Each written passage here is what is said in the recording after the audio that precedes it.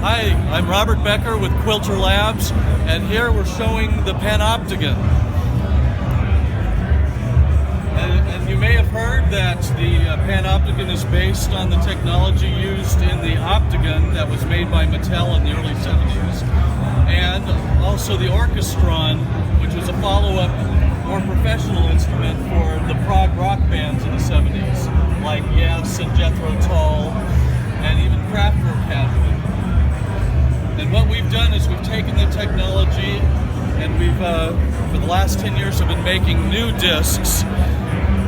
Instead of doing it the way they did it back in the day, using kind of cobbled together bits and pieces of hardware, we actually use computer software to make an image that goes on a disc, and we use a professional, high-resolution digital photo plotter that is at a lab that we work with, and they make a master disc and then contact print copies off of that master disc.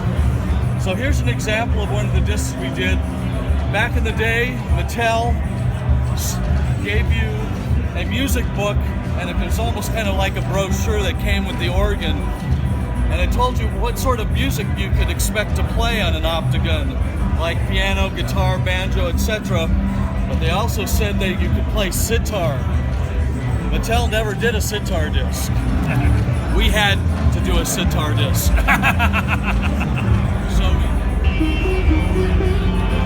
And this disc, it's about as loud as it's going to be. It's coming out of that speaker.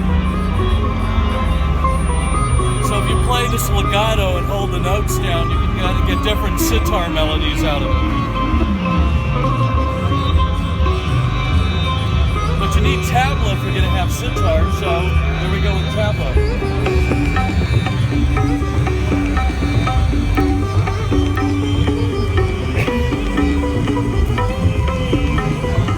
But we also added a DSP sidechain of effects, which is perfect for a sitar disc. But what you can do is play the sitar disc backwards, which we have a button for that, and then you can add a bunch of echo, and then you can sound like tripping with the Beatles.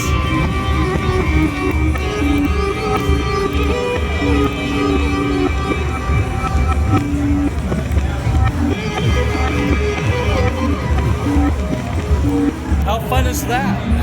We did a surf rock disc which features surf guitar, and we also have Lee Kicks, who played with the Ventures on drums in the 70s. Oh my God. So, and he also amazingly contributed sounds to the original Wind Drum, if you remember that. He did a disc called Whirlescape, which is the sound of electric Wurlitzer piano kind of spread out in weird arpeggios over the keyboard. We did a similar thing with piano, a bunch of piano notes spread out over the keyboard. We did a samba disc which used the sounds from the original Mattel master tapes that they never released. Then we did this very weird disc. P. Hicks came up with this using arcsophone and musical saw. He calls it darksophone.